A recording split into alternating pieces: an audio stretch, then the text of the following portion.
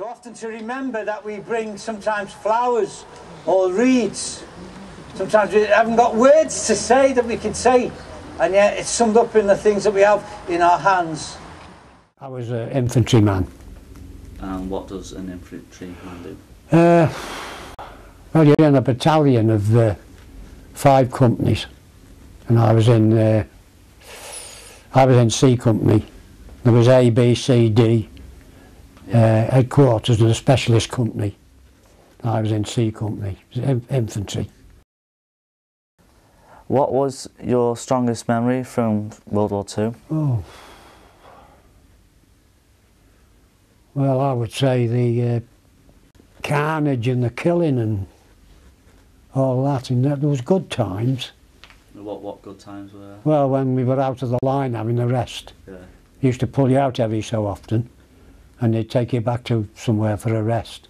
Yeah. Them were the good times, because being in the front line wasn't any good. Didn't want to get killed, because we were living in holes in the ground, slit trenches.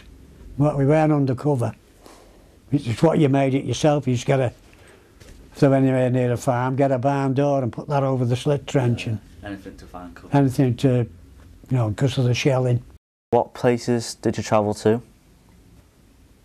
Started off on D-Day in France, right up to the German border, and I got wounded 2 days before we crossed over the Rhine. And the war was over for me then. They brought me back because I was wounded. So the war was over then by the time the hospital had fixed me up and that. Do you know any civilians that were caught in crossfire? Well, there was, but I didn't know them personally. Like they were just. Like, did you see them get injured? Well, they did. There was a couple of times I saw them with the bombing and things like that, and. One Sunday in Holland, they were all going to church, and this German aircraft come and sprayed the road and killed a few of them, but I didn't know them, I'd never met them. Yeah. Did you have any friends that you lost during your time in the war? Yeah, I lost 7 or 8 in Belgium, in our section, when we crossed over the Escaut Canal in Belgium. Yeah. And the Germans were waiting for us there. We crossed over in boats. Well, as I got over there, I got wounded, and they sent me back in a boat with a corporal, a sniper corporal, and we'd got 2 German prisoners. Because I don't know whether it was our side that shot us or the Germans. Yeah. So it might have been friendly fire. And when we thought then, now oh, these two don't kick off now. We won't be able to. But we were too far over. Our blokes was pulling us in with a rope. Yeah. You know, we didn't have any trouble with the Jerrys. They'd had enough. They wanted to get out of it.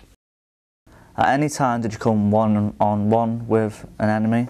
There was some hand-to-hand fighting, but not I don't think we didn't do much in the way of hand-to-hand. There wasn't much hand-to-hand, at any rate.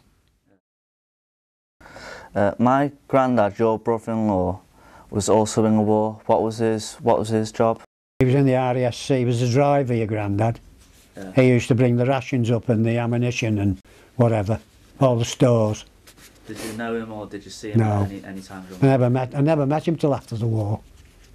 Nice. He was out the army before me because he joined up earlier, as you know.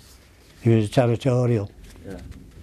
What are your thoughts on the wars over in Iraq and Iran and Afghanistan compared to the war back in your time? We shouldn't be there. We shouldn't be in Afghanistan. I don't know what we're doing there. Yeah. Oh, ours was a different war, ours. It was a bigger conflict, wasn't it, for a start? I mean, and theirs is guerrilla war. Yeah. It's not like us. I mean, they don't know who they're fighting because they haven't got uniforms. Like you were fighting for a proper, real purpose. Yeah, yeah. Well, they told us that. Yeah. When you were coming home, along the way, did you see any destruction or families distorted? Where did I land? No, we landed at Southampton, and then we went to York to be demobbed. Yeah. I mean, so it was pretty safe. Never touched London or Coventry anywhere, or Liverpool. So it was pretty safe when. Yeah, oh yeah, yeah, definitely. When you arrived home, was it much different from when you left? No. Like any The house was the same, and yeah. Mum and Dad, they were a bit older, of course. Yeah.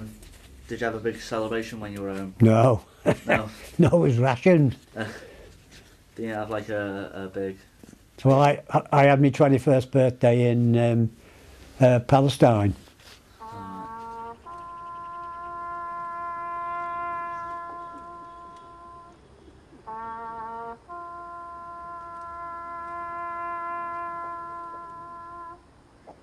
Futile, I thought it was, young lads getting killed.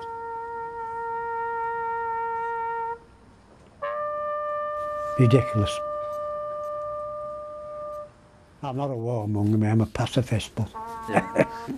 we had no option, we had to join. Either that or you'd have been branded a coward, you know. Yeah.